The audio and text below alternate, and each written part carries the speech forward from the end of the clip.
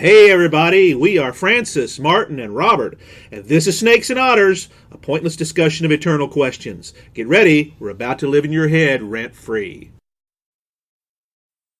Welcome back to Snakes and Otters. This is Francis in the captain's chair. And this is Robert. And I'm Martin. Welcome to episode 9. We're going to talk about Woodrow Wilson. Oh, my favorite subject. Yes, I knew this was going to gain a lot of traction here. This is kind of a paying it forward from our last two episodes. We've talked about Voltaire and the Enlightenment and the philosophical underpinnings. We've moved forward to Franklin and how he did or did not, and the Founding Fathers did or did not incorporate the Enlightenment techniques, philosophies of Voltaire, Locke, and all the others. But we're going to move that forward to the 20th century, because I think that you kind of have to give the Civil War a little bit of a pass. We're not thinking much about philosophy at that time of government. But when we get into the early 20th century, everything changes. And it changes basically because of one man. It's Woodrow Wilson. The book that I've recently read about this that kind of lays this out is simply titled Woodrow Wilson and the Roots of Modern Liberalism by Robert J. Pestritto. And Pestritto, I'm sorry, I hope I pronounced that correctly.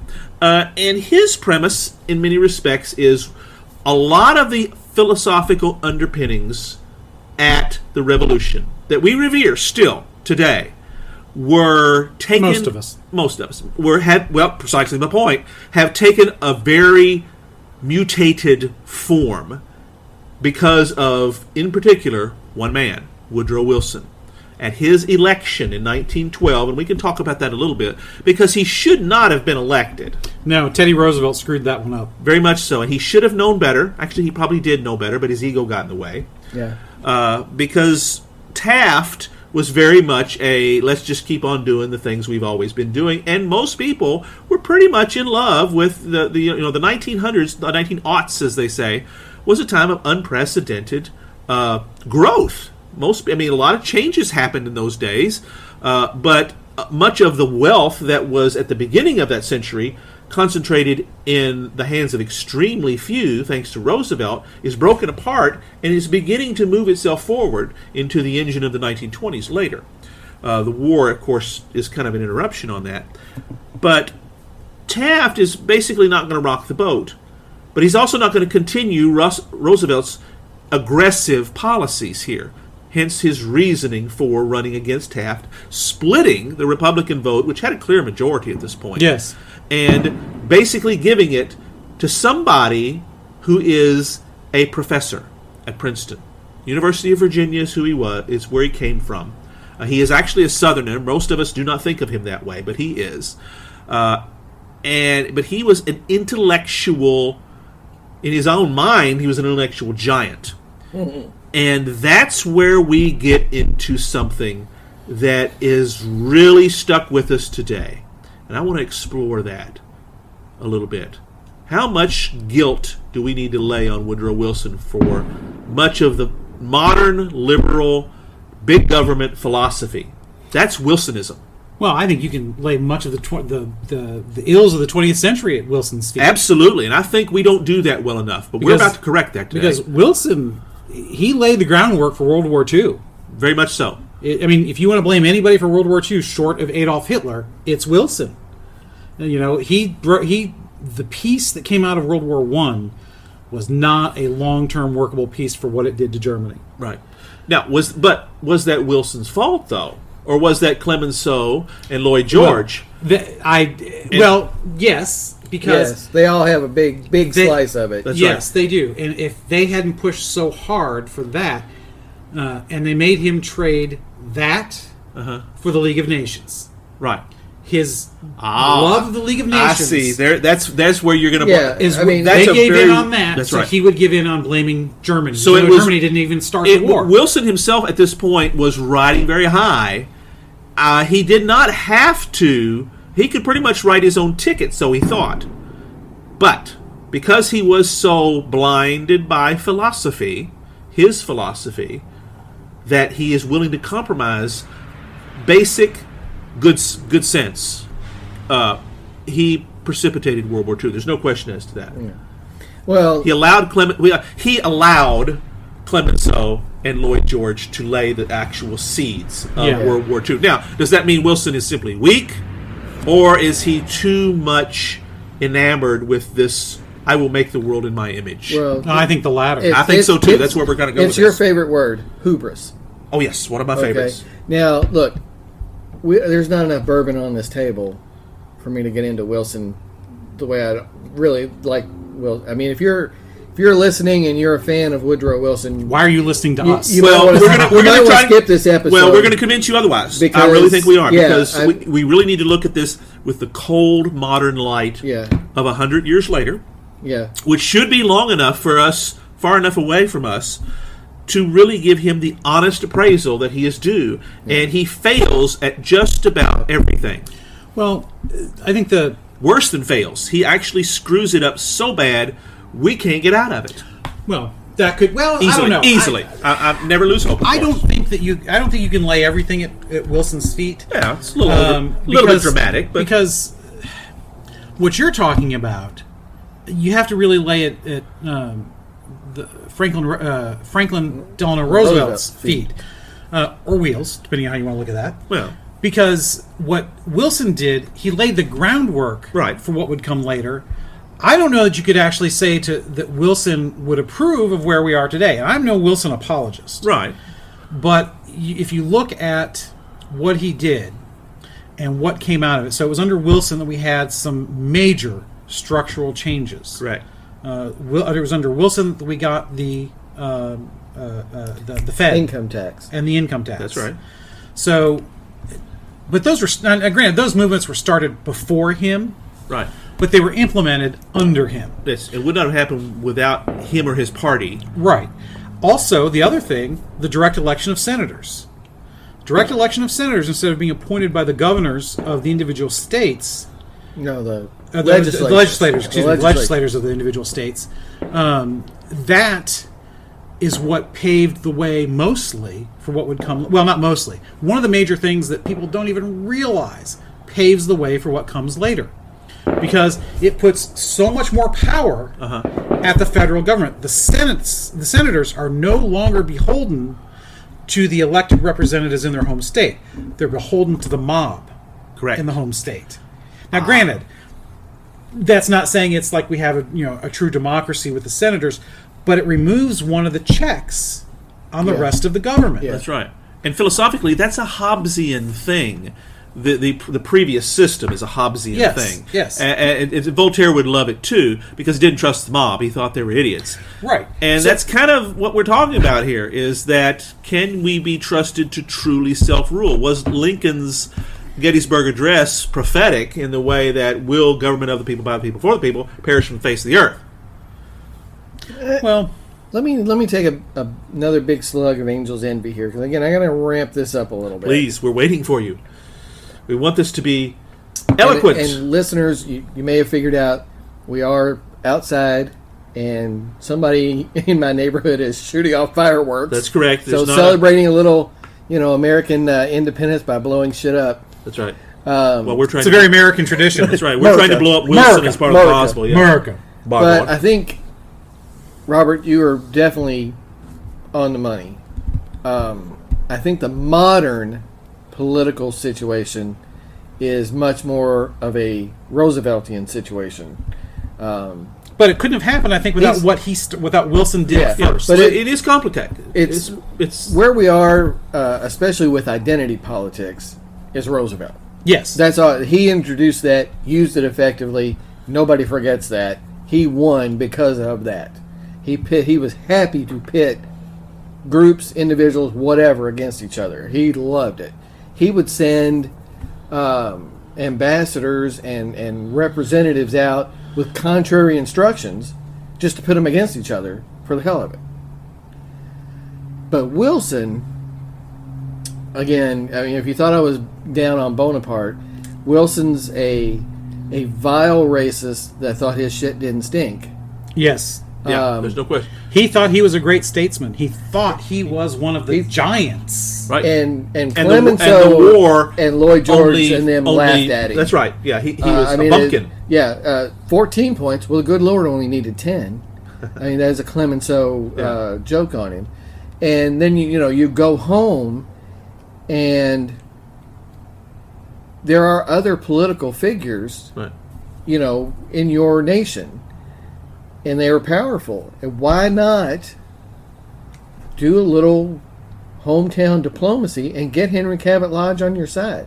Why walk around like you're carrying, again, the Ten Commandments carved in stone by God?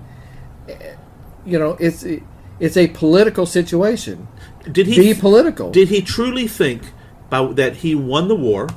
Yes. And by doing that, he himself was, we'll use that hubris word again. Yeah, he was God. He thought he was it. And could that do he could no bypass, wrong. Yeah, he could bypass Henry Cabot Lodge and go right to the Senate, get the treaty passed. Which leads me back to my original philosophical question about Wilson. Wilson is a proponent of strong, centralized, unified central government. The bigger, the better. Very much a strong executive. I mean, no more of an exponent of a strong executive than Roosevelt, but Roosevelt knew he needed to at least cajole. Well, he recognized go to that other people. And the checks and balances are there for a reason. They will stymie you unless you find a way to compromise. And that's the around idea. them. I don't know. And Wilson abrogated that. You love that word. Mm-hmm. Basically because he won the war. I don't know that I can agree with the bigger the better thing, because I see no evidence of it. Well, that is probably putting a modern spin on what we're talking about here. Because again, I go back to he laid groundwork for the bigger the better. Right. But I don't know that that's what he was necessarily looking for. Now, certainly, he saw that executive because he was the executive. Exactly. Control. And was not a politician. Like you said, he was a professor. He's an intellectual, yeah. So, for him, some of this is a philosophical exercise in the real world. So I think that's one of the reasons why he really was such a dismal failure outside of the country, because he didn't understand how the real world worked. Or ignored it. Or ignored it entirely. Yeah. He thought he could push through things. And he didn't. You talk about not living by what you're professing. Mm-hmm. To him, all of that 14-point stuff and self-determination for nations and all that's for white folks. Yes. Absolutely. That was for white, and that was, again, the world, it was a world war. It affected people on every continent. Mm-hmm. People came from Africa and from Asia to Paris because they believed in Wilson. Yeah. They believed in what he was talking about, that they would get their shot at self-determination. And they were shut out. Yep. And Wilson didn't make so much as a peep in objection. That's right. Now, if you want to see a good dramatization of that very moment, the Young Indiana Jones Chronicles years ago did an excellent piece about that. And it showed in particular about the Vietnamese that showed up. Ho Chi Minh was in Paris in 1919. Right. That's exactly right. And they laid all that out there. And George Lucas wisely and brilliantly put Young Indiana Jones in the middle of all this as a translator, so you can meet all these people, which is what he did with that whole series. And it's a fascinating look at, and the episode ends with, this is not over. This doesn't solve much of anything. Yep. Basically, all we've got is Britain and France carving up everything to feed their colonialism appetites, now that Germany's out of the way. Yeah. People from India, people from Africa, people Middle from East. Asia, the Middle East, yes, suffered enormously. That's right. In the World War. Thousands upon thousands died in the trenches in France. Well, and even after that, who helped the Armenians? No one. No one. Yeah. No The one. Turks. It was right there in Europe. That's right. And nobody cared because they were not white. That's exactly They were ethnic Armenians. And everybody was so told, many of them were slaughtered. Go home. Turks. They would probably say they're not white. They're not the European. They're not European, Western. Yeah. Western Europeans. Yeah. So, all the Africans that suffered, they were all just told, go home. Go home. This doesn't concern you. Doesn't concern you. It's Yeah. like, wait a minute. If we're going to rule you, we rescued your ass. that's right. We will rule you if we choose to. You destroyed our continent. There's almost nothing to go home to in Africa after the war. It's devastated. Right, It's absolutely burned to the ground. And Wilson didn't give a hoot.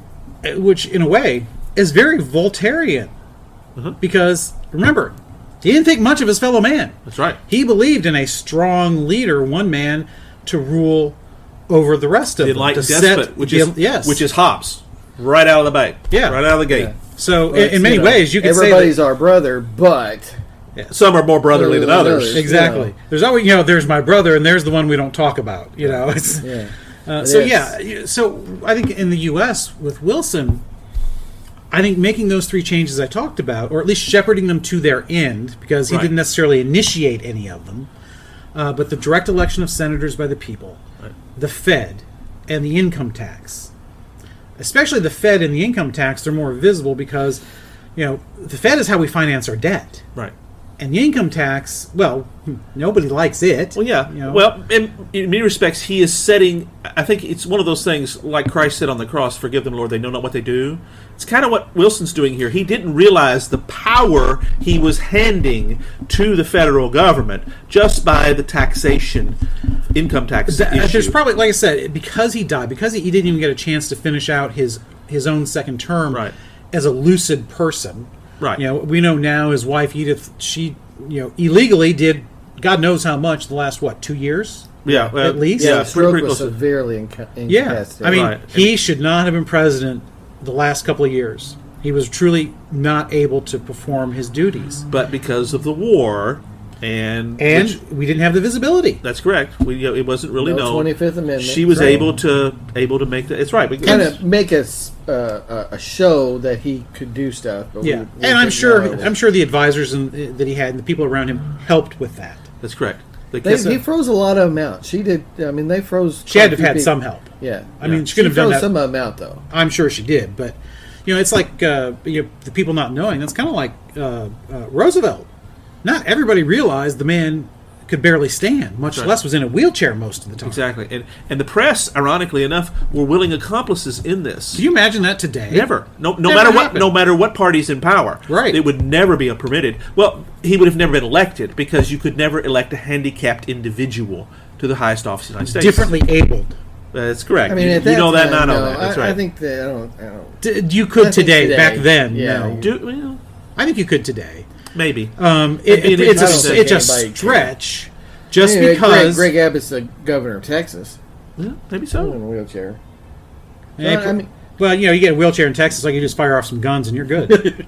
George Wallace. But again, state level. That's correct. State That's, level. again, that thing. And again, most of that is before television really becomes a big deal. Television Absolutely. changed politics. No question. That's correct. I mean, So it's- the visuals around Roosevelt would not have worked so well back then, especially. Today would still be, for lack of a better term, a handicap for somebody in a wheelchair. It would be difficult. Not that it couldn't be done, Right. but that's going way off the beaten path. yeah, here. I mean, it's So, I think with Wilson, I'm having a hard time seeing the Enlightenment philosophies expressed in him. Now, I see Voltaire with that enlightened despot thing, right. but that's not really part of the Enlightenment philosophy. Right. Wilson's philosophy, in many respects, that takes this mutation of the idea of everyone has value because they have freedom of speech, freedom of expression, freedom of the press, all those things that are very Voltairean. This, in many respects, is at odds with his understanding of the government really is the savior of the people. That's a philosophy Yes, that is now- articulated by him that is new. Yes. That's the father of modern liberalism right there. that's that part you're on the money about. Wilson is the first guy of government needs to be stepping in, saving the people. It is the answer to everything. Yeah, He seriously said and meant, "Hi, I'm from the government and I'm here to help." That's He was exactly probably the right. first guy that meant it really. That's right. Yeah, I mean, it's until Wilson, it's the government's supposed to serve the people. Right. For him, the government is supposed to be more important It's than supposed anything. to save the people. Yeah, that's right on the money. That is a very Wilsonian. And I think that is exactly where I'm going with this, that the father of modern liberalism, as we would say, that's what it's about. And that And all the implications that go with that. that serving versus saving, that's a subtle shift in philosophy, because you could say saving is serving. Right. But it's a subtle shift in philosophy because of the relationship change between the people and those that govern them. Not rule them, govern. That's right. Yeah. Because that, I think, that shift in philosophy is where you get that the government, as you said, is more important. Yeah, it's, than the it's a people. question of primacy. Well, in many respects, Who has power? what you Yeah, say who's the is primacy? we say govern, but de facto it's still rule Right. under this philosophy. Exactly, and that's exactly what I mean. Before it was we are governed by those in Washington because we send them there. Right. But now they rule us. That's correct. The people they control us. And you can make an argument that there's very little unknown, with rare exceptions, our current president being one of them, at the beginning of any election cycle. You got a pretty good idea who's going to run, you got a pretty good idea who's likely to come out of it, and all of that stuff. Right. Except, again, this last time. Totally Right. blew that out of the water. But Right. that's the exception that proves the rule, as they say. I'm not saying everything is decided beforehand, but in some ways it is. Well, it's decided who the two. In many ways, they two get will be. anointed. Yeah, they do. Well, which is a very, very, very good word in all this, because that's exactly what we're talking about. Dr. Thomas Sowell put it together very, very well. It's the vision of the anointed in his book that he talks about, that it's the anointed that have to save the benighted. Well, we even talk And that's about very Voltairean, because Voltaire believed the benighted should not be trusted with self-rule. They're too stupid. we even talk about this view, ruled versus governed. We talk about the ruling class. Think about that. Yeah. How un-American. That is Yes. very 18th century British. Yeah. Yeah, it's that's something that should the not aristocracy of the bureaucracy. A Oh, that's part I of- like that. I like that too. Yeah, that's not exactly- something that should be part of the modern American lexicon, yet it is. And, It is. and yet it is And exactly it is that. very much. And it is more Yeah. than just a lexicon. It is reality. Yeah. It is. I mean, if you look at it, you've got political dynastic families. Kennedys, Clintons, Bushes. Yeah. You've got in various states local dynasties. Right. Certainly in our state, we've had plenty of them, Yeah, right? yeah. Louisiana, plenty of them. Right. New York, even if it's not familial, you've got, like the Tammany machine. You've got dynasties of a different kind. Well, power tends to consolidate itself. That's Well, how it it does. thrives and survives. That's true. Now, on the local level, that's more understandable from an American point of view because, again, it's local Right. And the damage that can be done is limited too. and it's limited, generally right. speaking, Yeah. yes. But once you get at the national level, there's fewer checks and balances, ironically enough, Yeah. especially today, because we have come to accept this concept of the ruling class as a country. Yeah. Right. Well, and our Congress has ceded so many of their responsibilities. Well, they become part of the ruling and class. incredibly broad Yeah. legislation Right. that they give over to the executive. Right, and so then the bureaucracy has to issue what becomes law, Yeah. but isn't really law because it's just regulations. I Right. mean, it has the force of law. Yeah, regulations become statute. Right. So- That is so... I mean, if you wanted to be a strict That's- constructionist, Yeah. that is totally unconstitutional. Yeah. Totally. If the lawmakers wanted in a law, they should be writing it, not leaving it to bureaucrats. That was Yep. the intent. Right.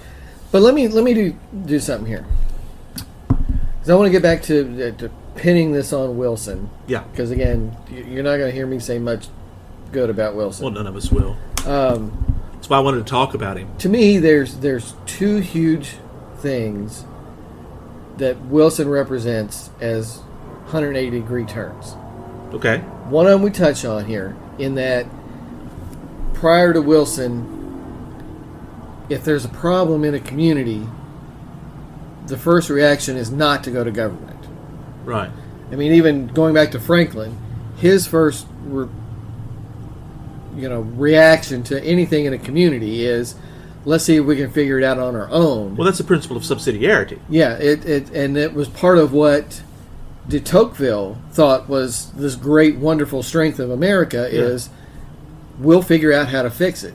We're not going to immediately turn to government. Right.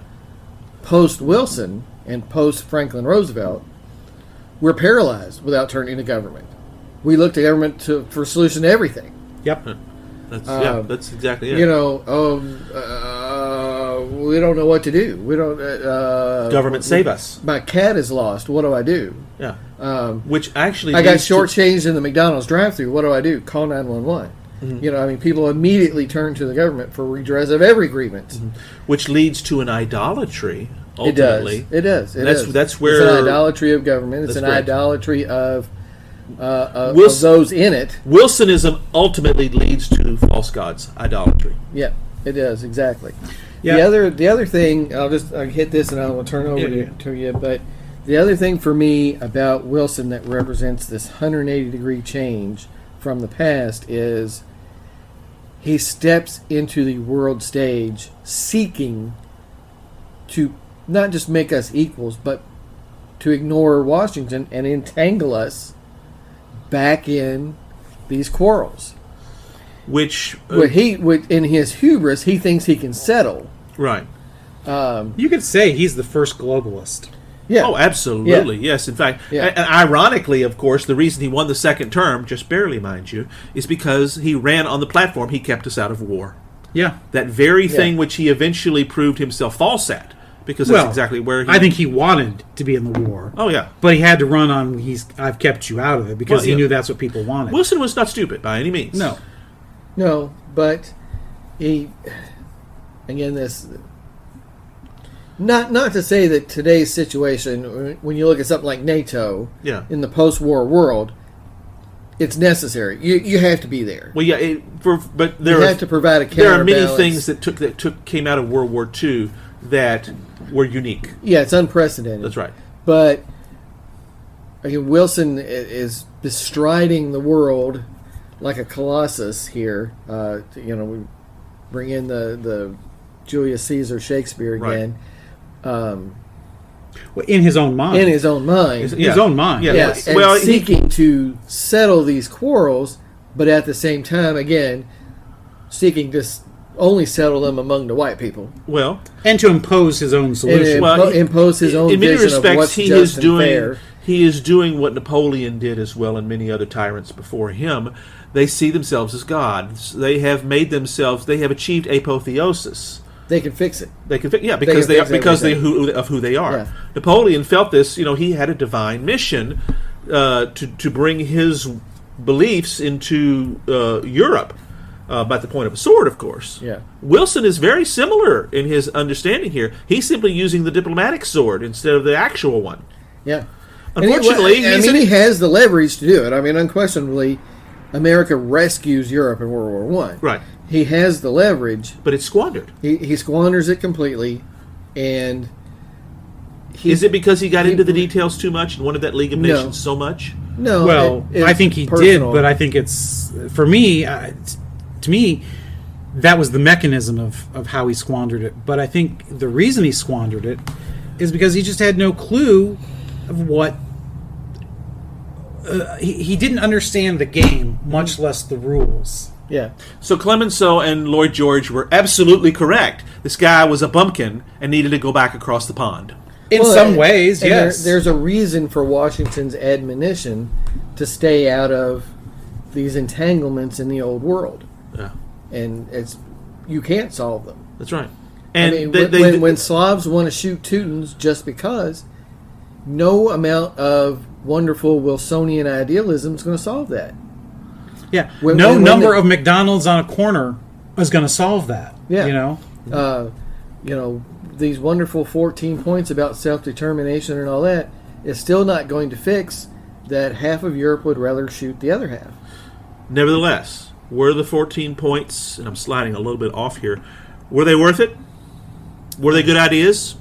Well, that's two different questions. Okay, yeah. Were they good ideas? They're a terrific statement of universal principles. Right. The intellectual like Wilson, shouldn't surprise us. Again, they are wonderful principles, Christian principles, blah, blah, blah, if you are serious about them, if you mean them. Yeah. Well, that's the whole problem. Just to segue just a little bit here, people who don't like church say, well, I wouldn't belong to any church. It's full of hypocrites. To which I say, well, come on in, brother. There's room for one more. That's exactly right. We don't live out our principles, any of us. Which kind of leads to where I want to go with this is that 14 points, he is revered, philosophically speaking, for those. And I think he's given far too much a pass in American history because of that idealistic, rather stupid, as we've determined, outlook. The idealism still remains. Sometimes that's all we remember, which kind of gives the irony to the fact that maybe he did achieve some form of apotheosis on his own.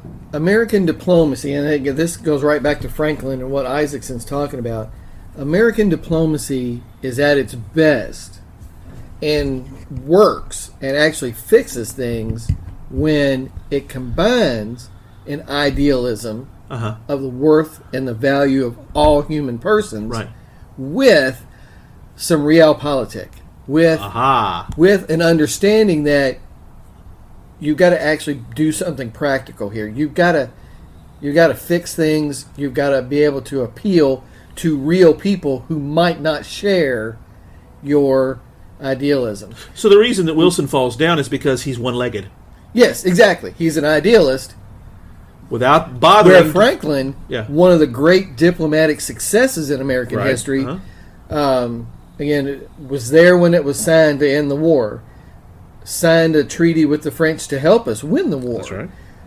Signed the Declaration. Signed the Declaration. Involved in the compromises that built the Constitution. Because he combines an idealism with some practicality, with some... if I'm going to be effective, I've got to find out what the French really want.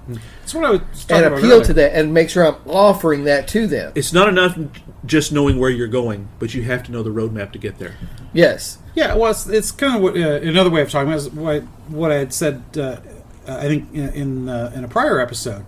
It's like we are really good at the ideals. That's what philosophy is for. That's what religion is for. You set the ideal. Right. This is the ideal behavior that we should aspire to. Right.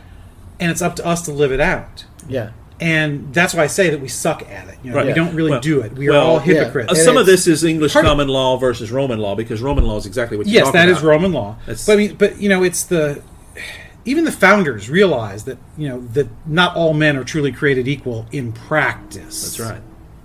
We see that in some of the compromises in the Constitution. Yeah. But they did the best they could and laid the groundwork. They at least knew where they wanted to go, even if they knew they may not ever be able to get there. Right. Yeah.